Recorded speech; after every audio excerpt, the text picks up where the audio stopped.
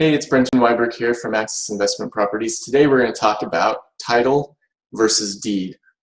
What exactly is the difference? Before we get into that, I'm going to make a disclaimer that I am not a lawyer and I've had no legal training.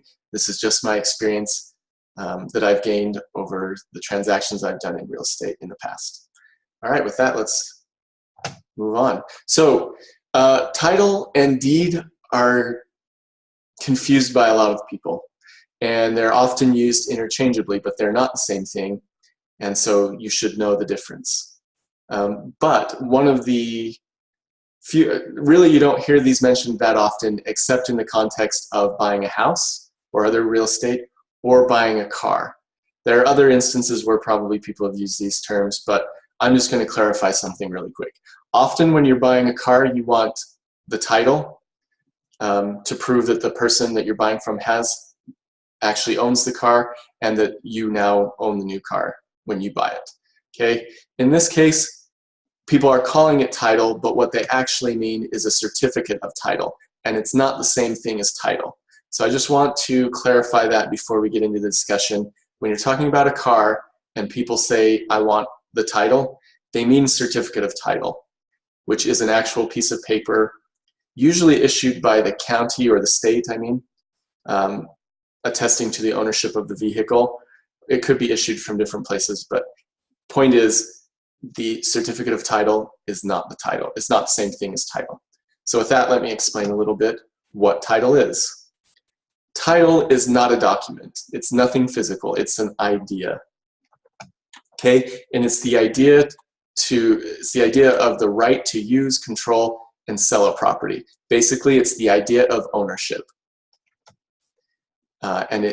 And this title, basically ownership, can be divided, or it can stay whole with one person. It can be divided across multiples of people. It can be divided across businesses or entities. But all it means is ownership. And title, who owns title, who holds real title, is ultimately the owner of a property. Okay? This gets complicated, but the point, and we'll talk about it a little bit later when title's transferred, sometimes title doesn't transfer or part of title transfers. And so later down the line when someone buys a property, they might buy it from someone who doesn't have all of title, or maybe the title was defective, so the ownership wasn't quite complete, or something odd happens. Anyways, we'll talk about that a little bit later. In contrast, there's a deed.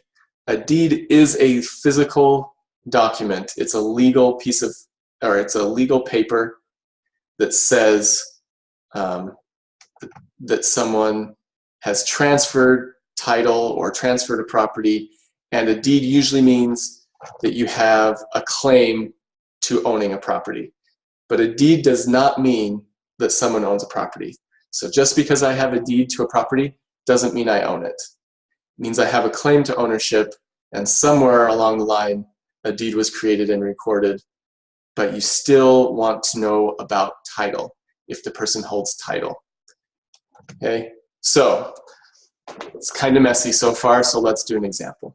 This is Bill. Bill owns a piece of property. He legitimately holds title, which means he really does own the property, and he has a deed showing how he got title. So proving that title was transferred to him from the previous person. Okay, so Axis Investment, me and my brother's business comes along and we buy land. And Bill wants to sell us his land. So we look at his deed and we think, okay, it looks like he has title, and we'll do a bunch of research in-house to make sure that that's true. So then we create a new deed, transferring the property from Bill to Axis Investment Properties, and Bill will sign it, and Bill will get it notarized.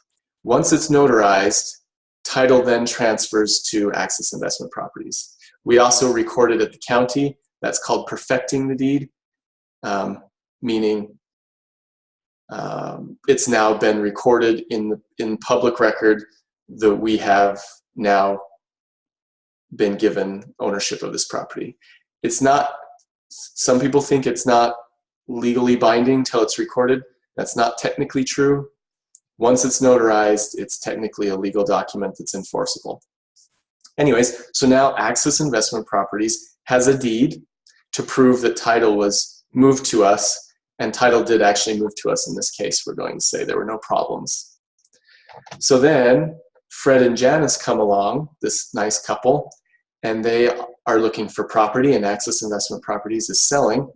So they have us create a deed transferring the property from us to them, and we notarize it, and title transfers. Okay, so you can see in this example how there is a paper trail of deeds, but only one set of people, individuals, or company owns or holds title at a time, right? Fred and Janice, instead of a married couple, it could be a group of friends, and there could be 8 of them, or 20, or 2. They as a group hold title, right? But Axis Investment Properties and Bill, we no longer hold title anymore. It's proven by the chain of deeds, but you could see that if Bill was malicious, after he sold us the property and title has moved down, he could still go to someone else and say, hey, do you want to buy a property? And he'll show, if they don't know what they're doing, he can show them the deed as proof that he owns the property, and they might buy it from him, but they will not hold title. So this is what title companies are for. This is part of what they do, is they go through the chain of deeds, make sure that everything's okay. There's lots of stuff they do to make sure that a person actually has the ability to sell you land. But this is why. You could see how things could get messed up. Another thing that could happen is when Axis Investment Properties, when we create the deed to give to, who did I say? Fred and Janice. It might be that when I'm describing us as a company, I change the wording. If I change the wording from the deed that was given to me, if the new deed I'm creating doesn't match the deed that was given to us as far as name and the description of the property, if that doesn't match, that means there's a problem. It might not get recorded, but maybe it gets recorded, and when Fred and Janice, their title company, is looking through the deeds, they'll go in and say, oh, it's true that they have title, but the deed that they just wrote you isn't going to transfer title to you because there's this problem. That's a defect in title. Anyways, there can be a lot of problems, but now you know the difference between title and deed. And you can be a little more informed when you're asking questions and when you're buying. If you'd also like to know more about the different types of deeds and what they transfer and what they guarantee, you can watch my other video. It talks more about transferring title and what each deed will give you and the different types of deeds. Also, you can watch a video about a deed and how to read one. That would also be helpful when you're talking about this. So let's just summarize everything real quick. A title is a word to describe the idea of ownership. It is not anything physical. Ultimately, who holds title is the one who has the right to use and control and sell the property. It's an abstract idea, and it is not the same thing as a certificate of title, which is what you'll get in an automotive transaction. Okay, a deed, on the other hand, is a legal piece of physical paper used to confirm or transfer title, so the idea of the ownership of a property. It is a physical written document, and it describes who may ultimately have a claim on the property, but it doesn't necessarily mean they own it. All right, I hope this clarifies. If you have questions, feel free to make comments and I can clarify. Hey guys, thanks for watching. If you enjoyed what you saw and learned something new, please like our video and subscribe to the channel.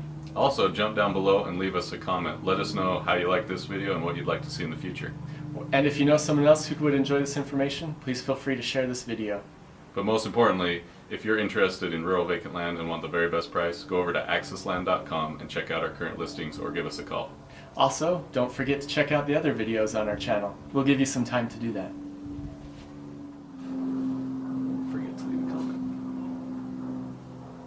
let's get out of here.